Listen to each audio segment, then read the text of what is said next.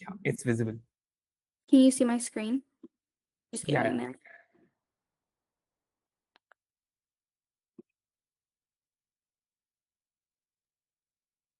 Okay, I don't know. For some reason, it's not working for me. Oh, Okay, I got it. Can you see it now? yeah, yeah, awesome. That's good. Okay, so am I allowed to get started or? Yeah, please start. Okay, yeah, good. So yeah, good afternoon. I'm Anvi, and I'm proud to present Nurture IBD, which is an AI-powered app designed to help patients living with inflammatory bowel disease manage their health daily, and not just during doctor visits. Our app bridges the gap between medical reports and real personalized advice using artificial intelligence. So this is kind of a table of contents of what we'll be going over. IBD affects over 3.1 million adults in the US, many of whom also deal with chronic conditions like diabetes and kidney disease. Patients often find medical data too complex and struggle to get personalized guidance. That's where Nurture IBD steps in, offering diet, medication, and symptom analysis between appointments. Here are some core features of the app. Nurture IBD is a mobile app built with a friendly interface. Patients can enter their health info, upload reports, and get clear, customized advice from our AI model with all just a few taps. Our app asks the patients for their health data, storing it for the AI model to use. It can analyze PDFs using text extraction. This is specifically for analyzing blood reports. The AI uses this information to generate a personalized diet and medication schedule. And the AI also uses blood report data to give better suggestions about the diet. It's also built using Streamlit for an easy interactive interface. Here is a flowchart which kind of shows how the user can navigate through the app once it's open. So once the user does open the app, they are greeted with a very simple UI. They can then input their health details and upload a recent blood report as a PDF. The AI extracts the text from the PDF. From there, the patient can switch to the AI analysis page through the menu bar. Here's what's going on in the backend. A prompt is generated for the AI, which includes patient health data and the extracted text. The prompt is then sent to Gemini AI, which comes up with a response. This response is then separated so that the patient can easily read through the information once it is displayed. Here are some of the inputs that we used. When the user first opens the app, they have to provide inputs like age, weight, tobacco use, medications, food triggers, allergies, and they also have to upload reports. These are essential for creating accurate, relevant recommendations tailored towards each of the patients. Here is kind of an explanation of the 4 major AI/ML techniques that we did use. Natural language processing helps understand patient notes and symptoms. OCR, which is optical character recognition, uses PyTesseract to read, scan, or photograph medical documents, such as the blood reports that we would be uploading. Generative AI uses Google's Gemini model to craft and personalize recommendations. And last but definitely not least, we have data analysis, whose purpose is to extract and interpret table data from the PDFs, and that helps support the AI in generating appropriate health advice. Next up is the Python tools and libraries that we used. We used Streamlit to build the app interface. PDF Plumber was used to extract structured data from the PDFs. PyTesseract was used to extract text from the images. We used this during development, but not in the deployment. Pandas was used to handle and display tables, and Google.Generative AI was used to interact with the Gemini model. Here are some other key highlights. So behind the scenes, we used session state to remember patient data across pages. We also built a menu bar into the Streamlit UI. Conditionals help with handling of different file types and errors. String and prompt engineering guides the AI to give helpful and more formatted responses. And we separate the AI's reply into sections using markdown headers. So finally, here is kind of a test case where we can input the information of the patient into our app itself. So our patient's name is John Martinez. Here's all of his information. And I'm just going to input all this information into our app really quickly. So this is a link to our app. Let's take a look at the patient entry and upload. So here we have our patient, John Martinez. His age is 42, and we can increase and decrease his age with these buttons, or we can just change the age by typing it. We have a drop-down menu for their gender. You can type in their height as well as their weight. We also have a drop-down menu for tobacco use. Here we have to type in any family diseases or diagnosis history. And this next section is for the other chronic diseases that IBD patients often deal with. So we have a drop-down menu full of different chronic diseases that IBD patients often deal with. So here we have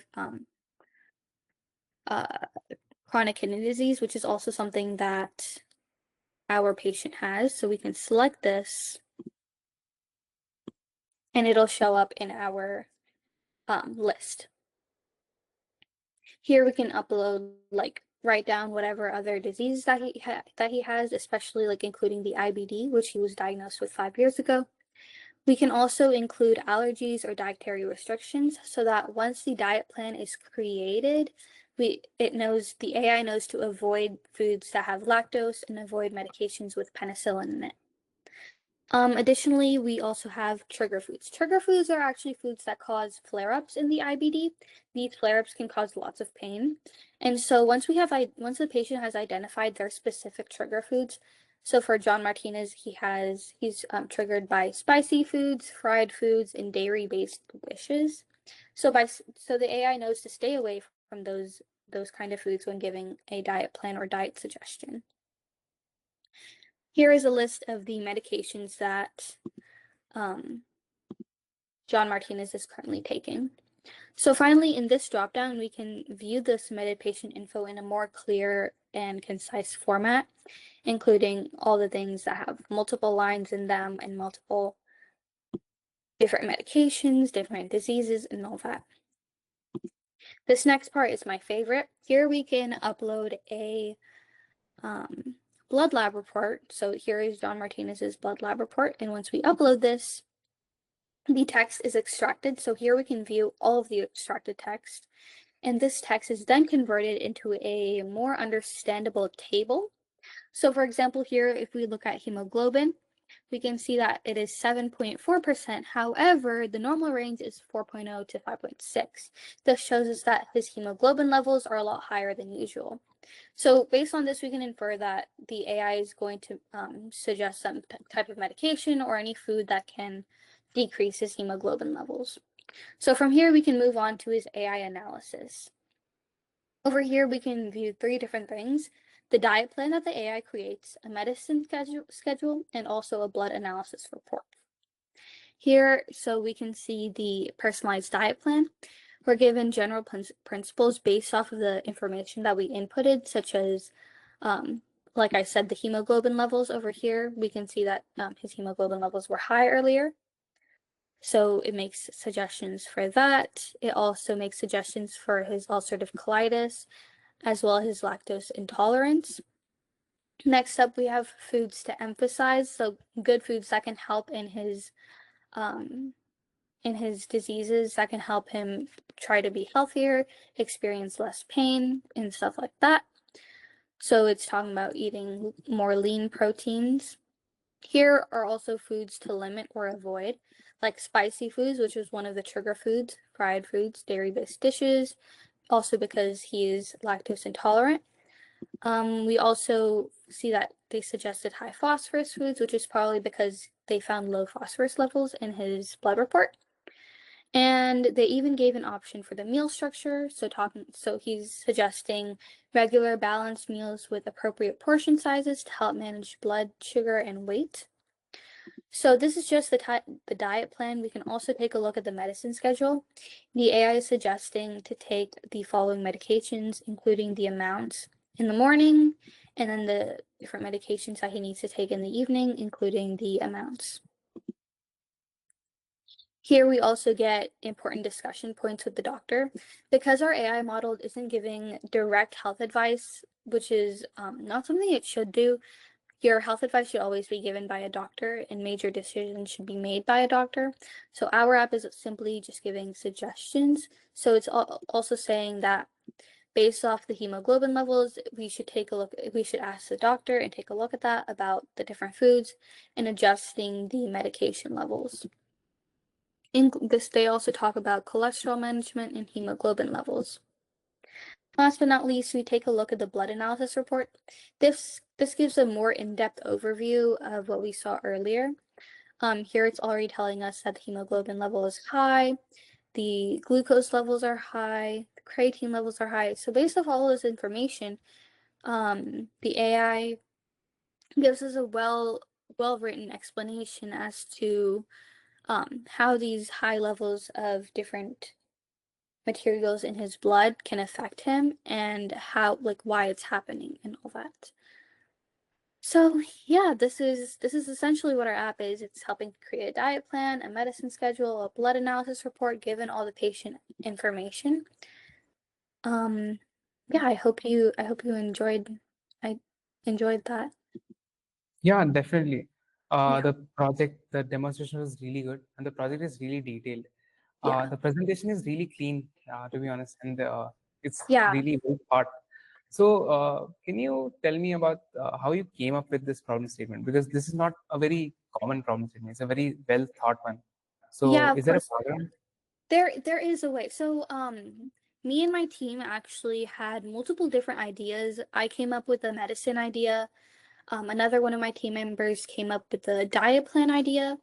And so we were able to forge together um, all of our ideas. And so what we came up with was a basic lifestyle app, which we decided was like very common already. So we wanted to find a target audience. And so after a little bit more research, we were able to understand that people with an inflammatory bowel disease struggle with their diets because they often have other chronic diseases which also affect the food that they have to eat. And so once we figured out our target audience, it was very easy to like build an app around that. So yeah. Yeah, awesome.